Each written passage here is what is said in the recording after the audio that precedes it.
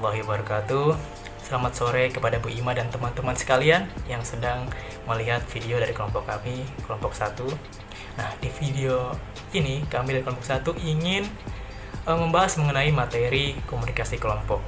Sebelum masuk ke materi komunikasi kelompok, kita telah melalui beberapa materi sebelumnya.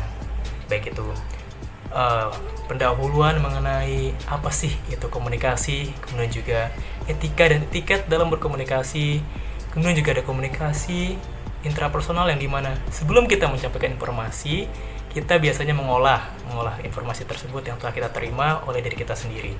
Kemudian yang terakhir yang minggu kemarin kita bahas yaitu adalah komunikasi interpersonal atau komunikasi antar individu, yang dimana bab-bab sebelumnya membangun masuk ke dalam komunikasi kelompok ini, saling membangun dalam suatu kesatuan, saling berhubungan.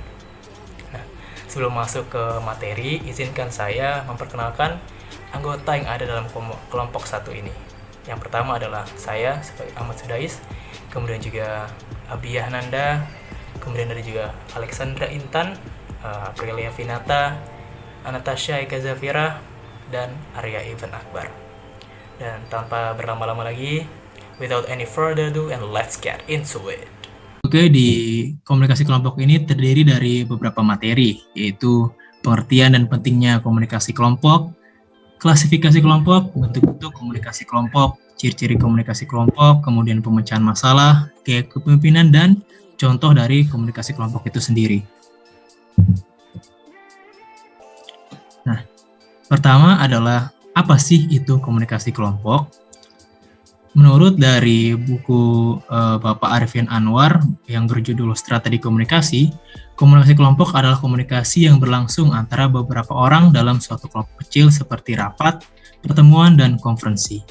Atau dalam pengertian lain, komunikasi kelompok adalah sebagai interaksi secara tatap muka antara 3 orang atau lebih dengan tujuan yang sudah diketahui. Nah, kita tahu sebagai kita itu adalah makhluk sosial yang dimana tidak bisa hidup dalam kesendirian atau tidak bisa hidup dengan diri sendiri masing-masing. Nah, semakin bertambahnya kebutuhan, maka pergaulan manusia semakin berkembang, tidak hanya sebatas komunikasi interpersonal. Disitulah mengapa pentingnya komunikasi kelompok ini. Seseorang membutuhkan orang lain dalam komunitas yang lebih besar untuk memenuhi kebutuhan dan mengembangkan dirinya. Oleh karena itu, manusia pasti akan hidup dalam berkelompok, baik dalam keluarga, masyarakat, maupun dalam pekerjaan. Nah, aku akan lanjutin untuk slide selanjutnya. Jadi ada 4 klasifikasi komunikasi dalam kelompok. Nah, yang pertama yaitu kelompok primer dan sekunder. Yang kedua yaitu kelompok in-group dan out-group. Yang ketiga adalah kelompok rujukan dan keanggotaan. Serta yang terakhir adalah kelompok deskriptif dan preskriptif. Nah, apa sih sebenarnya kelompok primer dan sekunder itu? Untuk kualitas komunikasi pada kelompok primer ini bersifat dalam dan meluas, artinya menembus kepribadian kita yang paling tersembunyi, mencapai unsur-unsur backstage nih. Apa sih maksudnya, kayak perilaku kita, terus kayak seperti yang private gitu, yang hanya kita ketahui dan orang-orang terdekat saja. Nah, untuk kelompok sekunder ini, komunikasi bersifat dangkal atau hanya menembus bagian luar dari kepribadian kita dan terbatas hanya berkenaan dengan hal-hal yang tertentu saja. Nah, untuk komunikasi pada kelompok primer biasanya bersifat personal, sedangkan untuk yang sekunder bersifat non-personal. Pada kelompok primer ini, komunikasi lebih menekankan aspek hubungan pada isi, sedangkan untuk kelompok sekunder, komunikasi lebih menekankan aspek isi daripada hubungan. Nah, pada kelompok primer, komunikasi lebih bersifat ekspresif dan informal, sedangkan untuk sekunder, komunikasi lebih bersifat instrumental dan formal. Jadi, kalau yang primer itu yang udah kita kenal gitu sebenarnya, enaknya bilang. Nah, kalau yang sekunder itu seperti formalitas ketika kita bertemu seseorang, jadi kita belum tahu orang itu seperti apa. Nah, untuk yang kedua yaitu kelompok in-group dan out-group. Nah, kelompok in-group ini terdapat kelompok primer dan sekunder atau bisa disebut sebagai keluarga atau orang terdekat kita. Nah, outgroup untuk kelompok outgroup ini itu di luar dari itu yang masuk ke kelompok in-group. Jadi tanpa ada hubungan teman dekat ataupun keluarga. Yang membedakan itu batasan yang menentukan siapa orang yang dalam dan orang luar yang masuk ke dalam grup tersebut. Nah, yang ketiga yaitu kelompok rujukan dan keanggotaan. Untuk contohnya rujukan dan keanggotaan ini diukur untuk menilai diri sendiri atau untuk membentuk sikap. Contohnya seperti kelompok berprestasi, kelompok belajar, atau bisa untuk UKM dan organisasi yang kita ikuti. Nah, yang terakhir ini kelompok deskriptif dan preskriptif. Apa sih? Kategori deskriptif ini menunjukkan klasifikasi kelompok dengan melihat proses pembentukan secara alamiah. Jadi kayak berteman gitu itu pembentukan secara alamiah kan. Jadi kita, tanpa direncanakan. Nah, untuk yang preskriptif ini mengklasifikasikan kelompok menurut langkah-langkah rasional yang dilewati oleh anggota kelompok untuk mencapai tujuan. Contohnya seperti masuk kuliah. Kan kita sebelum masuk kuliah kan ada tes-tesnya gitu kan. Nah, itu salah satu contohnya. Nah, untuk selanjutnya yaitu ciri-ciri komunikasi kelompok. Apa saja sih? Yang pertama, komunikasi melalui tatap muka. Seperti kita face to face dengan seseorang kan. Ngobrol gitu, kalau cewek mah ciwi-ciwi biasanya suka gibah gitu kan. Nah, yang kedua itu memiliki sedikit partisipan, jadi tidak sebanyak lingkup diskusi seperti itu, jadi kayak beberapa orang atau kelompok kecil. Nah, yang ketiga yaitu bekerja di bawah arahan seorang pemimpin. Jadi ada yang memulai untuk membahas suatu topik. Nah, yang keempat itu membagi tujuan atau sasaran bersama. Jadi setelah kita membuka topik, kita masuk nih ke tujuan dari pembicaraan. Kayak kita mau ngobrol apa sih? Nah, ini tujuannya kemana? Dan yang kelima, setiap anggota memilih pengaruh atas satu sama lain. Berarti kayak seperti kalian ngasih saran gitu, ngobrol dengan teman yang memiliki feedback masing-masing gitu. Nah, yang keenam itu setiap anggota kelompok memiliki rasa terkait satu sama lain, sense of belonging yang tidak dimiliki oleh orang yang bukan anggota. Jadi seperti memiliki seperti chemistry. Nah, bahasa gaulnya chemistry. Jadi kalau kalian satu frekuensi gitu sama teman kan biasanya nyambung gitu kan, ngobrol kemananya gitu. Nah, yang terakhir, nasib setiap anggota kelompok saling berhubungan sehingga setiap orang terkait dalam acara tertentu. Jadi setelah kita step by step nih untuk tujuannya kemana, pasti kayak saling berhubungan gitu kan, saling komunikasi gitu, saling ngabarin ini gimana kelanjutannya, oh ininya seperti ini. Baik, saya akan menjelaskan sifat-sifat komunikasi kelompok yang terdiri dari 7 poin. Yang pertama ada berkomunikasi melalui tatap muka. Komunikasi ini dilakukan oleh komunikator yang berhadapan langsung dengan komunikan. Hal ini akan memungkinkan respon secara langsung dari kedua belah pihak. Dan seorang komunikator harus mampu memahami situasi dan pesan yang akan disampaikan kepada komunikan, sehingga komunikan mampu memahami dan menangkap pesan yang diberikan oleh komunikator. Yang kedua, di sini ada memiliki sedikit partisipan. Sejalan dengan proses cara belajar orang dewasa, di mana masyarakat sebagai subjek akan menentukan sendiri kebutuhan sesuai realitasnya, dari segi sosial dan budayanya. Hal ini akan mendorong terbentuknya dan terbukanya komunikasi yang melibatkan seluruh komponen yang memungkinkan masyarakat dapat memecahkan masalahnya sendiri. Mereka akan bebas berekspresi, berpendapat antara satu dengan yang lainnya. Kemudian poin ketiga ada bekerja di bawah arahan seorang pemimpin. Bekerja di bawah seorang arahan pemimpin. Pemimpin ini berasal dari kepemimpinan yang berdasarkan jabatan, ditunjuk, pangkat, atau kepemimpinan darurat. Hal yang pokok adalah tindakan kepemimpinan atau tindakan bersama yang membantu kelompok-kelompok mencapai tujuannya. Sangat diperlukan untuk efektivitas dan efisiensi kelompok. Kemudian yang keempat ada membagi tujuan atau sasaran bersama. Untuk menjadi sebuah kelompok, para anggota harus membagi tujuan bersama. Dan untuk menjadi sebuah tim yang efektif, sebuah kelompok harus memiliki identitas bersama yang ditunjukkan oleh cita-cita atau tujuan bersama. Kemudian di sini yang kelima ada setiap anggota memiliki pengaruh atas satu sama lain. Perilaku setiap anggota akan ditentukan dan menentukan perilaku dari orang lain. Kehadiran seseorang dalam kelompok dapat berpengaruh dan sangat penting terhadap perilaku anggota yang lainnya.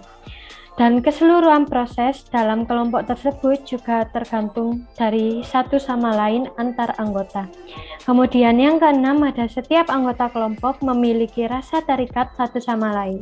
Dan yang terakhir ada nasib setiap anggota kelompok saling berhubungan sehingga hasil setiap orang terkait acara tertentu.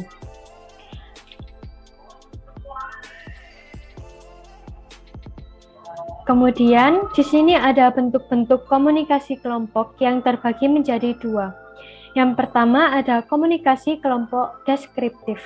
Kategori ini menunjukkan klasifikasi kelompok dengan melihat proses terbentuknya dan pembentukannya secara alamiah.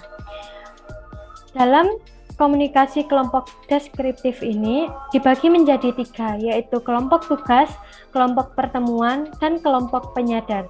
Yang pertama, kelompok tugas bertujuan untuk memecahkan masalah, dan kelompok pertemuan adalah kelompok orang yang menjadikan diri mereka sebagai acara pokok. Melalui diskusi, setiap anggota berusaha belajar lebih banyak tentang dirinya, dan kelompok penyadar adalah kelompok yang mempunyai tugas utama dalam menciptakan identitas sosial politik yang baru.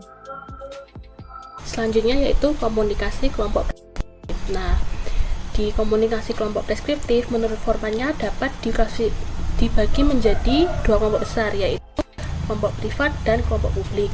Nah, yang termasuk kelompok privat itu ada kelompok pertemuan, kelompok belajar, kelompok panitia, dan konferensi. Itu salah satu contohnya ya. Nah, di sini yang dimaksud dengan kelompok pertemuan itu adalah sekelompok orang yang membuat atau menjadikan diri mereka itu sebagai acara pokok. Contohnya itu kelompok terapi di rumah sakit jiwa. Nah, sedangkan yang termasuk dari kelompok publik itu ada diskusi panel, wawancara terbuka, forum, dan simposium. Nah, di forum sendiri itu dibagi menjadi 5, yaitu forum ceramah, forum debat, forum dialog, forum panel, dan forum simposium. Nah, selanjutnya itu terdapat gaya kepemimpinan. Gaya kepemimpinan dibagi menjadi 3, yaitu ada gaya kepemimpinan otokratik atau otoriter, lalu yang kedua adalah demokratis, lalu yang ketiga adalah bebas kendali. Nah, yang di gaya kepemimpinan otokratis atau otoriter itu, segala keputusan diputuskan oleh pimpinan tanpa melibatkan bawahan. Jadi, otoriter itu ada di tangan satu orang, yaitu pemimpin. Nah, karakteristik dari kepemimpinan otoriter itu yang pertama adalah otoritas berada di tangan satu orang, yaitu pemimpin, karena pemimpin hampir membuat semua keputusan dan mendikte semua metode dan proses kerja ke bawahan dan tidak mempercayakan keputusan penting ke bawahan. Lalu selanjutnya itu, pemimpin cenderung sangat terstruktur dan sangat kaku, karena hampir mustahil untuk memunculkan kreativitas dan pemikiran out of the box. Karena kontrol absolut yang menghalangi kemampuan bawahan untuk berkreasi. Lalu selanjutnya yaitu ada pemimpin menerapkan kontrol otoriter dan mengawasi bawahan mereka dengan ketat. Hal ini dikarenakan untuk menjalankan organisasi, mereka akan membuat aturan ketat di mana bawahan harus mematuhinya dan menjalankannya tanpa pertanyaan. Lalu selanjutnya itu karakteristik lain itu ada pemimpin menempatkan tuntutan tinggi bagi bawahan mereka. Lalu pemimpin tidak meminta atau menerima masukan dari bawahan untuk pengambilan keputusan. Nah, selanjutnya itu ada kepemimpinan demokratis.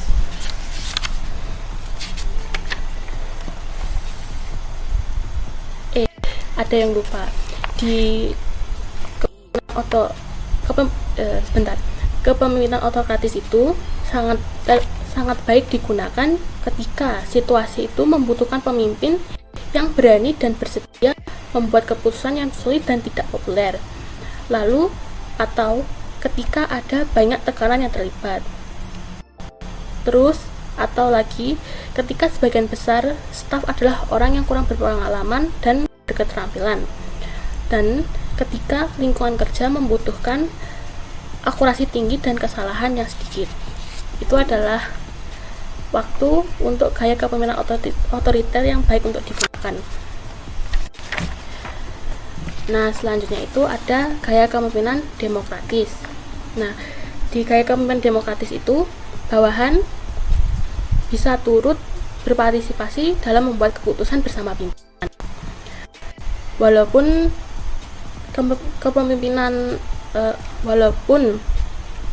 pada akhirnya keputusan itu berada di tangan pemimpin, setidaknya keputusan terakhir itu adalah keputusan bersama antara bawahan dan atasan atau pimpinan.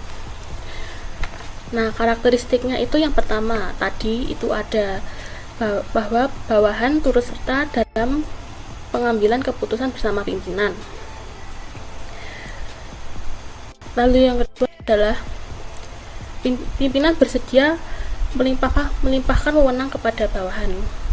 Nah, gaya kepemimpinan ini memungkinkan cocok di lingkungan di mana karyawan itu terampil, berpengalaman, dan kreatif. Nah, pemimpin dapat memanfaatkan bakat dan kekuatan individu bawahan mereka untuk mensukseskan perusahaan. Selanjutnya yaitu ada kepemimpinan bebas kendali.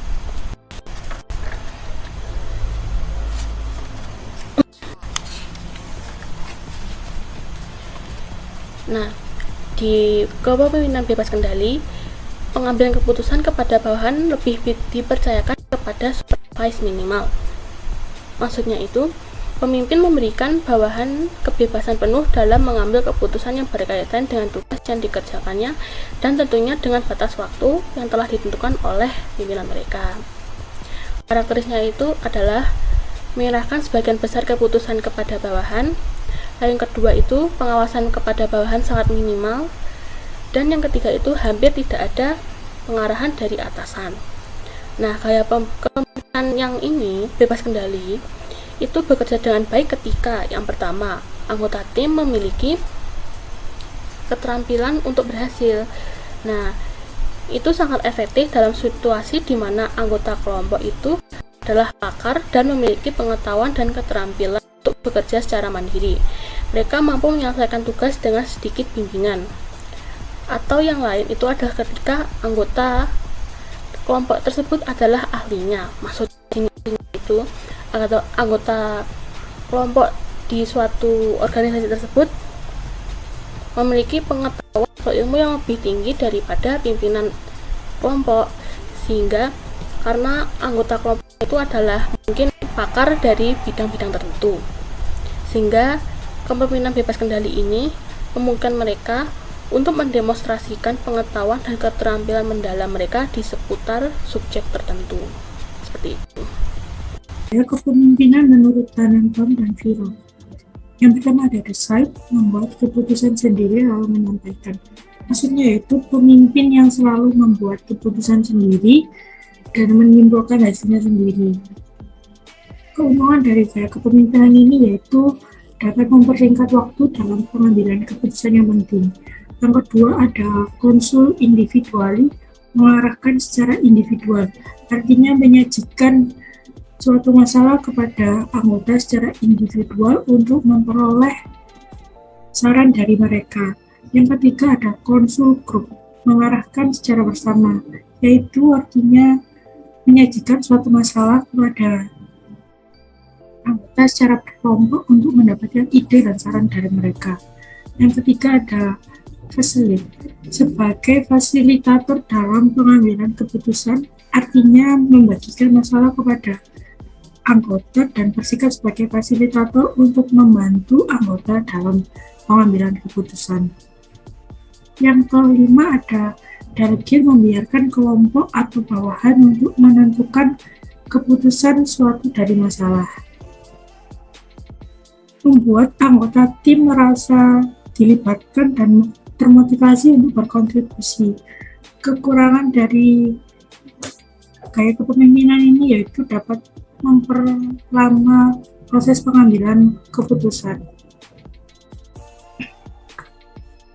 Selanjutnya, teori X dan teori Y. Menurut Douglas McGregor, teori X tidak suka bekerja, perlu diawasi, dipaksa, diperingatkan untuk mengerjakan pekerjaan.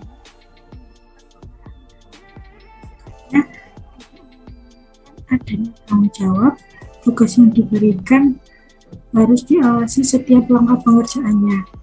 Sedangkan teori Y bertanggung jawab penuh atas semua pekerjaan dan memiliki motivasi yang kuat untuk mengerjakan semua pekerjaan yang diberikan kepadanya.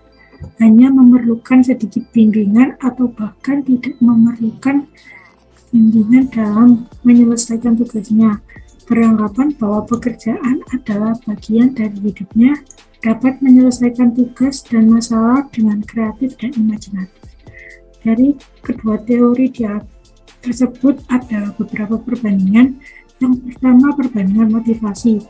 Teori X menganggap karyawannya tidak suka terhadap pekerjaan. Mereka bahkan berusaha untuk menghindari pekerjaannya dan tidak ingin adanya tanggung jawab. Sedangkan teori Y beranggapan bahwa semua karyawan bekerja dengan motivasi dari dirinya sendiri dan bersedia untuk bertanggung jawab atas pekerjaan yang dilakukannya. Kedua, perbandingan manajemen dan pengendalian. Gaya manajemen pada organisasi yang bertipe X adalah gaya manajemen otoriter dan menggunakan sistem pengendalian terpusat. Sedangkan organisasi yang bertipe Y mengadopsi gaya manajemen yang partisipatif, karyawan atau anggota tim terlibat dalam pengambilan keputusan. Ada perbandingan perorganisasian kerja, manajemen yang menganggap karyawan adalah bertipe X akan menggunakan prinsip spesialisasi kerja untuk karyawannya dengan siklus kerja yang sama dan terus-menerus. Sedangkan teori Y, karyawan diberikan kebebasan yang lebih luas dan mengembangkan keahliannya untuk diberikan kesempatan untuk memberikan saran dan perbaikan. Perbandingan, penilaian, dan penghargaan dalam memotivasi karyawan bertipe X, manajemen akan memberikan penghargaan kepada karyawan yang berprestasi baik dan menghukum karyawan yang berprestasi buruk. Sedangkan karyawan yang bertipe teori Y, manajemen akan memberikan motivasi dengan cara melakukan promosi jabatan dan pengembangan karir yang lebih baik bagi karyawannya. Yap, saya di sini akan membahas tentang pemecahan masalah. Pertama-tama kita perlu memformulasikan pertanyaan diskusi. Pertama ada riset, kemudian kita bisa mulai dengan hipotesa, suatu dugaan. Nah, ketiga dapat juga kita mulai dengan merumuskan pertanyaan riset. Nah, kemudian dalam pemecahan masalah, tentunya kita perlu solusi untuk memecahkan permasalahan. Berikut panduan untuk menemukan solusi dalam sebuah permasalahan. Yang pertama, kita perlu menentukan masalah. Bagaimana kita menentukan yang menjadi masalah mempengaruhi solusi yang kita hasilkan nantinya. Kedua, kita bisa lihat dari berbagai perspektif. Sebagai perspektif atau cara pandang dapat membantu kita melihat sisi lain dari sebuah hal. Hal ini adalah sebuah keuntungan dari fungsi dua arah dan kelompok yang kolaboratif. Yang ketiga, tentunya kumpulkan bukti ya. Tentunya dengan mengumpulkan bukti-bukti kita dapat mengevaluasi setiap sudut pandang yang ada. Nah, yang keempat, satukan semua pemahaman yang ada. Jarang sekali ada satu sudut pandang yang benar. Sebuah kelompok harus mempersatukan sebuah perspektif baru yang mengintegrasikan elemen terbaik di dalamnya. Setelah itu mereka bisa bergerak dengan sebuah pemahaman yang baru. Nah, kemudian ada contoh-contoh komunikasi kelompok.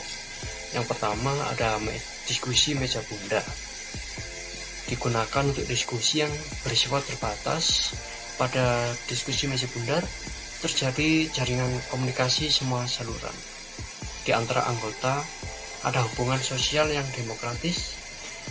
Meja bundar juga lebih informal. Tempat duduk diatur melingkar seperti yang bisa kita lihat di gambar.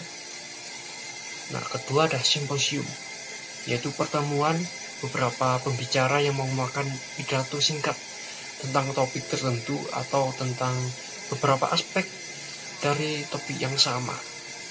Artinya setiap pembicara menyampaikan pidato pendeknya tentang suatu hal menurut pandangannya masing-masing. Secara umum, tujuan diadakan simposium adalah untuk menguraikan serta memaparkan berbagai aspek yang berbeda terkait suatu permasalahan atau topik tertentu dan membagikannya kepada peserta. Nah, yang ketiga ada diskusi panel, yaitu diskusi oleh sekelompok orang bernama panelis yang di dalamnya membahas tema tertentu yang sedang menjadi perhatian umum tentunya. Pada prinsipnya diskusi panel sama dengan diskusi lainnya, hanya saja pelaksanaannya dilakukan di depan khalayak dan diarahkan oleh seorang moderator. Lantas, apa tujuan dari diskusi ini? Tujuannya adalah memberikan informasi pada pendengar tentang suatu permasalahan yang ditinjau dari beberapa aspek melalui kegiatan diskusi. Nah, keempat ada forum, yaitu tempat pertemuan untuk diskusi secara bebas. Lembaga atau badan, wadah, sidang. Tujuannya adalah untuk membahas sesuatu dengan tujuan yang sama. Nah, kelima ada kolokium. Dalam penggunaan modern, kolokium adalah pertemuan paling sering dilakukan di lingkungan akademik ya, di mana peserta menyampaikan pemikiran mengenai suatu topik atau serangkaian topik. Nah, kemudian menjawab pertanyaan dan memasuki diskusi. Yang terakhir ada prosedur parlementer. Adalah format diskusi yang secara ketat mengatur peserta diskusi yang besar pada periode waktu yang tertentu. Ketika sejumlah keputusan dibuat, prosedur parlementer biasanya mendiskusikan masalah-masalah pendahuluan yang penting. Nah, sekian presentasi dari kelompok kami. Kemudian silakan teman-teman nih absen dengan cara selfie sambil menonton presentasi kami dan kirim ke grup dengan format nama _hadir. Sekian, wassalamualaikum warahmatullahi wabarakatuh.